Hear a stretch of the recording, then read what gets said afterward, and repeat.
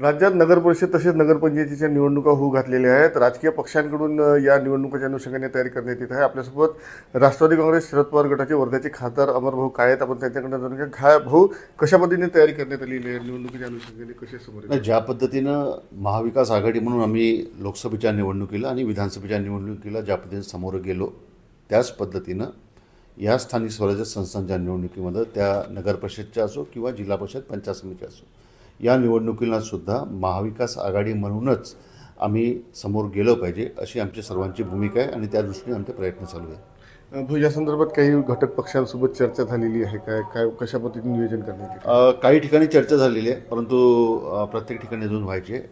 येत्या 2-3 दिवसामध्ये सर्वांसोबत चर्चा होऊन जाईल, प्रमुख पक्षांसोबतही चर्चा होऊन जाईल आणि घटक पक्ष जे आहेत ज्यांनी आम्हाला फार मोलाची मदत निवडणुकीच्या वेळेला केली, अशा लोकांसोबत चर्चा करून जिथं ज्याचं प्राबल्य आहे, जिथे ज्याची ताकद आहे आणि जिथं ज्याची निवडून येण्याची क्षमता आहे, अशा व्यक्तीला त्या ठिकाणी प्रोजेक्ट करणं महाविकास आघाडी म्हणून ही आमची प्रायोरिटी राहील आणि त्या दृष्टीनं सर्वांचं एकमत होईल असं मला वाटतं। इच्छुकांची संख्या मोठी असू शकते, तर अशा वेळी काय करते? हा, ते आमच्यासमोरचं एक मोठं आव्हान आहे, कारण की 3 प्रमुख पक्ष, काही छोटे घटक पक्ष आणि निवडणुका लहान असल्यामुळे प्रत्येक ठिकाणी एका पक्षाकडनं 2-2, 3-3 उमेदवार इच्छुक आहेत। अशा वेळेला सर्वांना थोडंसं समजावं लागेल, सर्वांना तिथली परिस्थिती लक्षात आणून द्यावं लागेल आणि सर्वांची ही एक भूमिका तयार करावं लागेल की ज्याची निवडून येण्याची क्षमता आहे त्यालाच तिथं आपण प्रोजेक्ट केलं पाहिजे, तो कुठल्याही पक्षाचा असो।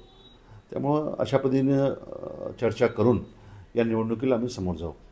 घटक पक्षांची काही चर्चा झालेली आहे का आपली? आणि समजा काही ठिकाणी जर काही अडचण आली आघाडीच्या संदर्भात, तर तिथे काय केलं जातं?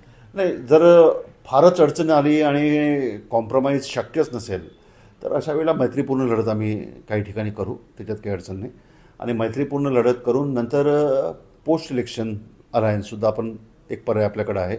जर प्री इलेक्शन अलायन्स झालं नाही तर पोस्ट इलेक्शन अलायन्स हे आम्ही त्यानिमित्तानं करू। नक्कीच महाविकास आघाडी म्हणूनच या निवडणुकीला सामोरे जाण्याचा प्रयत्न असेल आणि ज्या ठिकाणी आघाडी झाली नाही तिथे मैत्रीपूर्ण लढत केल्या जाईल, तसा प्रयत्न राहील असं खासदार अमर काळे यांनी सांगितलेलं आहे। महेश गुंजाळ, TV9 मराठी, वर्धा।